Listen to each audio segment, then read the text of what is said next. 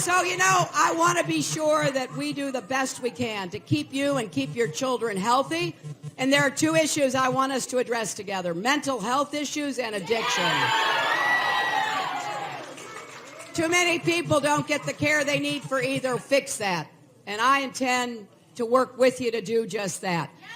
I'll tell you what, we're also going to do everything I can, starting on day one of my presidency, to have comprehensive immigration citizenship. You know, I gotta tell you that for me, this is personal, and here's why. You know, when I was about 11 years old, I was living outside of Chicago, a suburb of Chicago. And it's hard to imagine now with that great big city, but when I was growing up, around the city were farms, so much farmland. So a lot of people would come up from Mexico to harvest the crops. They'd come up through California and Texas. They'd come up through the Midwest. They'd end up in the Chicago area. And my church, and I was so happy the congressman mentioned Matthew 25, one of my favorite verses. My church asked young girls like me, about Helena's age, if we would go babysit the children on Saturday because the farm workers, the parents, and the older kids had to work on Saturday. And I did. I went out to the camps where the farm workers were living, and with my friends, we watched the little kids while their moms and dads and aunts and uncles and their big brothers and sisters went off to work. And they were like every little kid I'd ever babysat. They were adorable. They were cute. Some of them misbehaved a little, like, you know, little kids do. But they were great little kids. And I remember the first day I was babysitting, around 5, 6 o'clock, an old ramshackle bus came down the dirt road, bringing the workers back from the fields. And the children saw that bus, and I couldn't hold them back. They started running down the road, and we were running after them.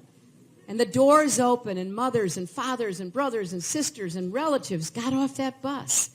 And those little kids ran up to their moms and their dads, and they jumped into their arms, and the adults were tired. They'd worked hard, but they had big smiles on their faces as they bent over and lifted those little children up to their hearts. And when my mother picked me up that day, I said to her, you know, their families are just like our family.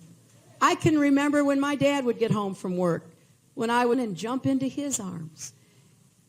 And I never forgot that. And so for much of my life, I have thought about the hard work that people have done, harvesting the crops that not only feed us, but provide so many other products. And I want you to know that when I talk about immigration and the need to reform it and to give people a path to citizenship, my mind goes back to that day, all those years ago, seeing those little children run toward their parents. So I'm going to do everything that I possibly can to make sure that we get it right this time. And we provide the kind of support that immigrants deserve to have.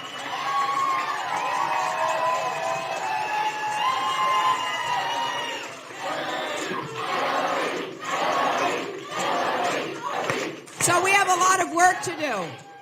We have a lot of work to do, but I'm excited about this work. And we have to do everything we can to protect our country. Safe, we're strong, we're leading the world with our values, and we have to unify our country. I do not like the tone in this campaign from the Republican nominee. I don't like the insults and the hateful rhetoric. It is not reflecting who we are as a nation. We have disagreements. Of course we have disagreements. But we shouldn't be insulting one another. We should be looking for common ground whenever we can find it. That is what I have done my entire life. Find that common ground. Work to find ways that we can make progress together. You know, back in the 90s when we didn't get health care, I started working with Democrats to create something called the Children's Health Insurance Program, which insures 8 million kids. 8 million kids. And I know you have to work at this every single day, but I pledge to you that's exactly what I will do. Big, big challenges in our country, and we've got to address them. We can't ignore them. We can't pretend they don't exist, but we are stronger together, my friends. There's nothing America can't do if we put our minds to it, if we actually listen to each other and respect each other, if we are willing to reach our hands out to others.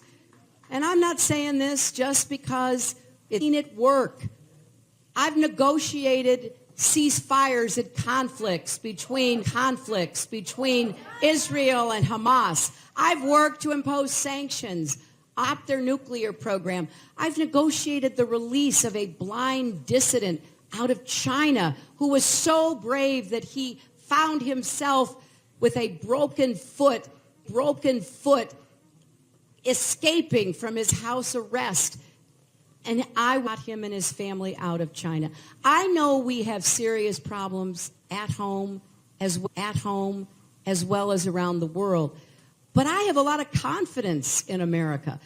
You know, people are not trying to get into other countries like they try to get into our country because we represent freedom and hope and opportunity.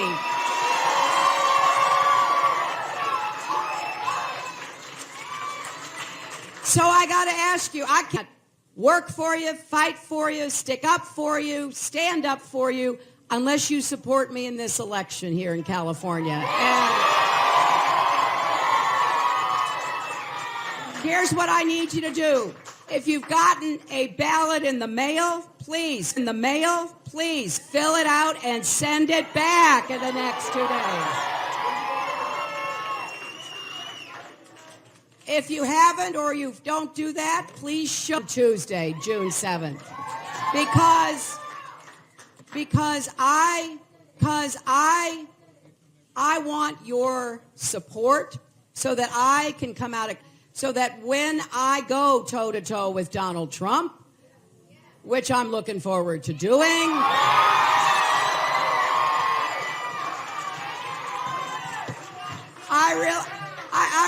I really am looking forward to debating him.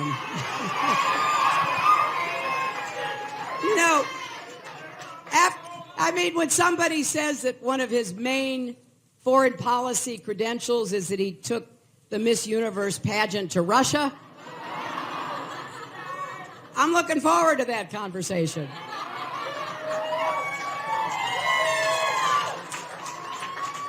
But I can't do any of that without your help. And that's why in these next days, I need you to work as hard as you can.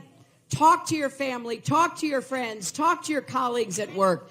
Make sure those ballots are mailed in. Make sure people come out and vote on Tuesday. I am so looking forward to having the privilege of working with your congressman, working in Washington with both Democrats and Republicans to get things done. You know, when I think about our country, I think about all the blessings and opportunities that we country. And it bothers me when I hear people like Trump downgrading America. You know, talking about how we're weak and all of that. I just don't think he understands how strong we are and how strong the people of this country are. We need not only good leadership, we need good citizenship. We need everybody to say, what can I do to help somebody? How do I help my neighbor? How do I show somebody some kindness? Just like what the congressman said.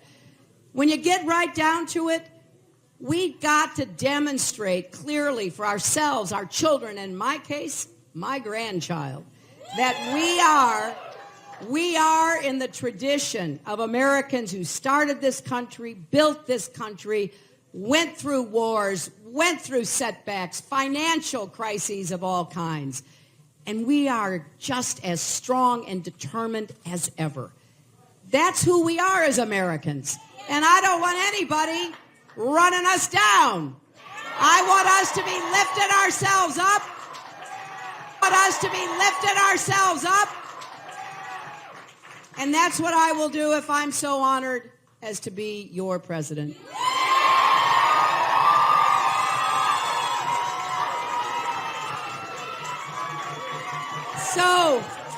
So it's wonderful to be here in El Centro, right here in Imperial County. Let's go win on Tuesday. Thank you all, and God bless you.